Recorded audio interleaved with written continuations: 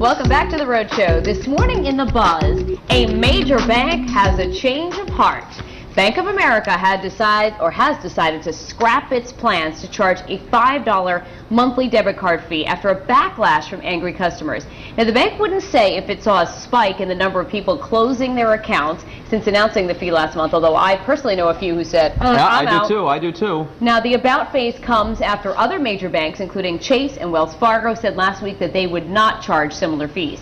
Customers are obviously very happy, including a Roger Williams University graduate who appeared earlier this morning on the Early Show on our sister station. 22-year-old Molly Catchpole was angry about that impending fee, so she started a petition on change.org, and she got more than 300,000 signatures. I'm pretty much living paycheck to paycheck right now, and so another fee added on, it just kind of really bothered me. I knew that other people would feel the same way, so I went to change.org. I started the petition, and I knew it would catch fire, and it did. So good for Molly. We applaud you, Molly.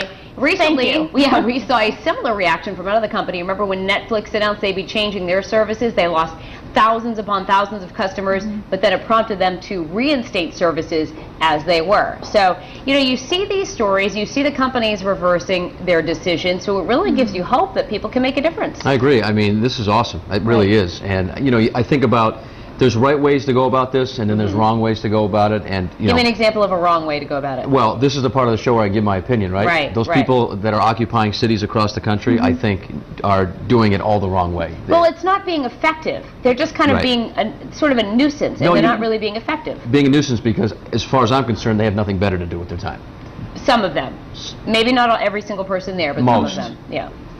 I was one who was going to leave Bank of America. I'll just say that. I was refusing to pay any sort of extra fee or upcharge or whatever. I know a lot of people are thinking, well, $5 a month, no problem, but that adds up. I mean, I don't want to have millions of customers too. Think about how much money they make. Exactly. I mean, I was ready. If they really started initiating that, I was ready to jump on over to the next one. But it's nice to see that when enough people are standing up for what they want and what they think is right, that things will change. And here's the thing, there's a focus to it. You go back to the Occupy Providence protesters, if you ask, let's say you take 10 people, you split them up and you say, why are you here? They'd all give you 10 different answers. Her target was focused. I want to eliminate that fee. Done. Let's get 300,000 people behind me. The same thing. We're done. We're behind one specific thing. And if any of those Occupy Providence or any other communities that are doing this are listening, that's the thing. You got to get more specific about what your goal is. Right. And I think too that in a way that Bank of America may have been trying to not try and sneak a fastball by their customers, but possibly. But perhaps try and get something. Okay, then they were trying to sneak it. You are a customer, so they were trying to.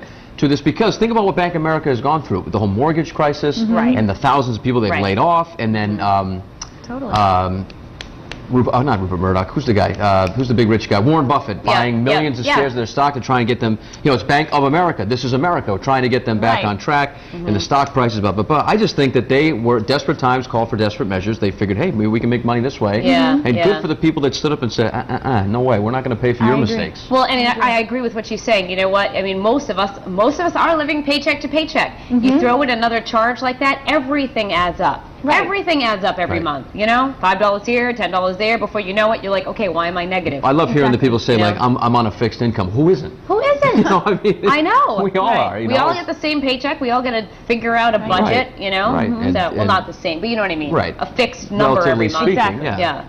So anyway, what about you, Courtney? I think we all agree that this is a great move by this girl. Absolutely. Good for another Rhode Islander. Taking charge here. Taking a stand. For the right reasons. Still waiting for Courtney. I'm like, Courtney, thoughts? I was this close to stuffing money under my mattress. That's next. I did a lot of research, and a lot of banks have that fee. So I'm actually glad that they got rid of it, because it really is a pain to shuffle everything around. And everyone on our live blog and Facebook super happy this morning, and they're really glad that folks in corporate America heard the voices on this opinion here. So let's start on foxprovidence.com. This first one's from Joe.